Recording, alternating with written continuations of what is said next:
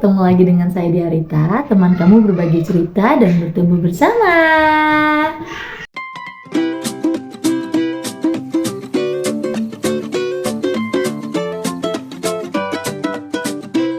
Hai, kali ini aku mau bahas topik yang sedikit berbeda dari biasanya. Karena memang topik kali ini bukan membahas tentang anak berkebutuhan khusus seperti autis atau speech delay, tapi adalah tentang gangguan belajar, ya. Gangguan yang sering dialami oleh anak-anak yang terkadang orang tua kurang peka atau kurang dapat menyadarinya karena dia memang tidak ada permasalahan dalam hal perilakunya, dia tidak ada permasalahan dalam hal komunikasinya, ya. Sering banget kan kita ngalami kondisi ketika anaknya gak ada terlambat bicara, anaknya komunikasi oke, kemudian anaknya bisa bersosialisasi, ya. Tapi ketika sudah masuk ke dalam kegiatan belajar, anaknya bener-bener sangat mudah terdistraksi gitu ya. Ada yang malah sengaja kesannya kayak bandel atau kayak nakal karena disuruh nulis nggak mau, disuruh baca nggak mau, disuruh ngerjain tugas nggak pernah dikerjain, ya.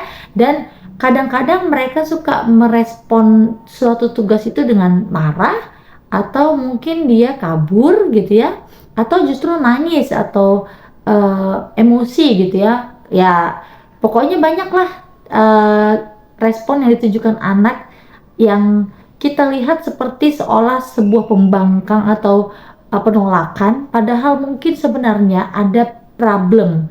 Itu yang dinamakan gangguan belajar, ya. Gangguan belajar ini memang tidak ada kaitannya dengan IQ, ya. Jadi banyak guru bahkan sering salah kaprah menilai seorang anak ini bodoh, padahal bukan bodoh, tapi memang ada gangguan belajar yang dia alami. Gangguan belajar ini berkaitan dengan fungsi otaknya. Jadi seperti kaitannya autis atau speech delay gitu ya. Ada something yang membuat fungsi otaknya tidak bisa bekerja secara maksimal dan biasanya terlihat ketika sudah memasuki fase belajar akademik atau belajar di sekolah. Apa itu? Beberapa yang sering kita dengar yaitu disleksia, diskalkulia, disgrafia. Oke? Aku kasih gambaran sedikit-sedikit aja ya supaya teman-teman punya gambaran. Disleksia ini adalah kesulitan untuk membaca, ya, yang biasanya kelihatan adalah suka terbalik-balik. Oke? Apalagi hurufnya yang mirip. Contohnya, dia kesulitan membaca yang mana huruf B, mana huruf D, mana huruf P, atau dia kesulitan membaca huruf M dengan N. Dia sulit membedakan yang mana huruf I atau R. Jadi yang seperti itu ya, yang mirip-mirip gitu. Dan dia walaupun sudah kita marahi, kita teriakin, kita suruh baca berulang-ulang, kita bentak-bentak, dia tetap gak bisa membaca. Jadi kelihatannya tuh seperti huruf-huruf itu terbang-terbang gitu di otaknya dia, tuh susah untuk menangkapnya yang mana ya B, yang mana ya D gitu ya. Nah itu disleksia. Kemudian kalau diskalkulia berarti berkaitan dengan konsep berhitung, ya. Dia kesulitan membedakan angka nih, ya kan. Sering banget kita suka anaknya nggak ngerti mana bagi, mana kali, mana tambah, mana kurang, mana angka 5, mana angka 6, mana angka 9 gitu ya. Jadi mirip-mirip dan dia tidak bisa mengaplikasikan angka yang 6 ini, angka yang 9 ini gitu ya, angka 3 ini, angka 8 ini gitu. Dia bingung. Makanya pada saat disuruh mengerjakan pun dia tidak bisa mengerjakannya gitu loh. Bukan karena dia bodoh, IQ-nya rendah, bukan, tapi karena memang ada perbedaan ya, ada perbedaan di fungsi otaknya yang membuat dia tidak mampu untuk melakukan itu atau mengerjakan itu. Lalu yang disgrafia itu berarti menulisnya yang dia sulit, ya. Karena apa ya namanya ya, informasi yang dia pahami, dia bisa baca, dia bisa menerima. Misalnya dia udah tahu tuh hurufnya apa, tapi ketika dia mau nulis, ya tulisannya tuh bisa lari gitu loh, nggak sesuai. Nah itu disgrafia, ya. Nah makanya kalau kita misalnya punya kesulitan dalam menangani anak-anak yang seperti tipikalnya saya jelasin tadi, anaknya kesannya kayak nggak mau belajar, kerjain PR atau tugas nggak pernah selesai, atau bahkan nggak pernah mau memulai, atau mungkin dia mengelak.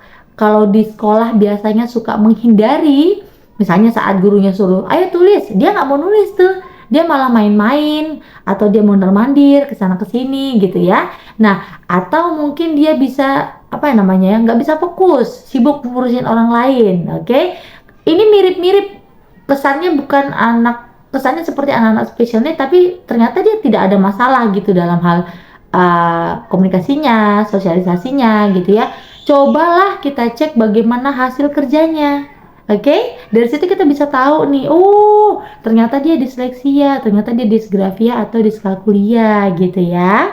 Kalau kita lihat seperti itu, guru atau orang tua itu perlu dikomunikasikan, karena dia perlu ada apa namanya ya, latihan khusus untuk bisa mampu difokuskan ke bagian yang jadi trouble-nya aja, yang jadi permasalahannya aja gitu.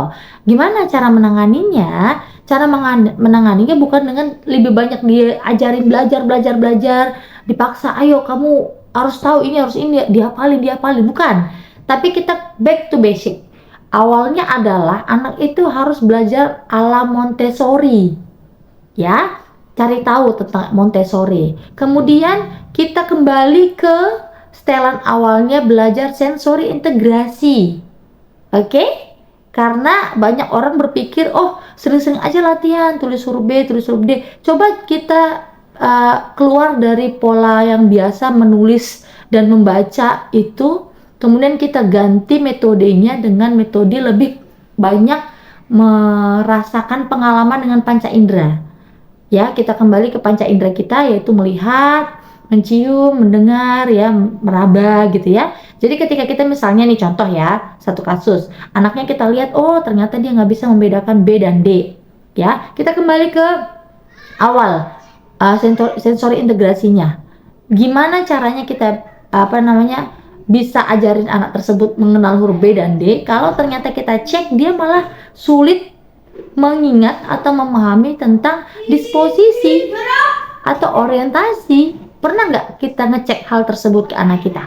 Contoh, bisa nggak dia bedakan mana kiri, mana kanan, atas, bawah, depan, belakang? Nah, pada saat anak belum masuk sekolah, itu sudah harus kita ajarkan sebenarnya. Makanya aku suka banget ingetin mama-mama, papa-papa ketika anaknya mau belajar persiapan sekolah, bukan huruf angka yang duluan, tapi dasar-dasar dulu nih, seperti yang tadi aku kasih contoh.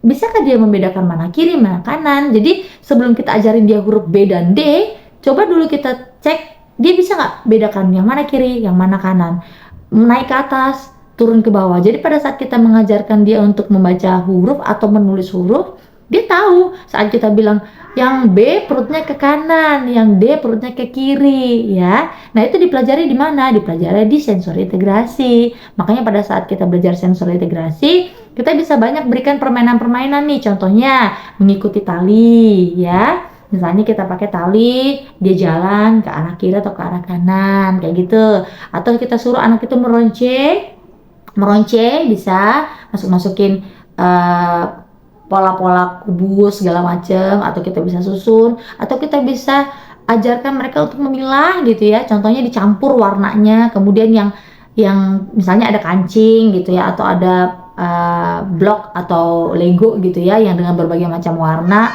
Kita bisa kasih instruksi, coba yang warna biru di kanan, yang warna merah di kiri. Nah, ya kayak gitu tuh.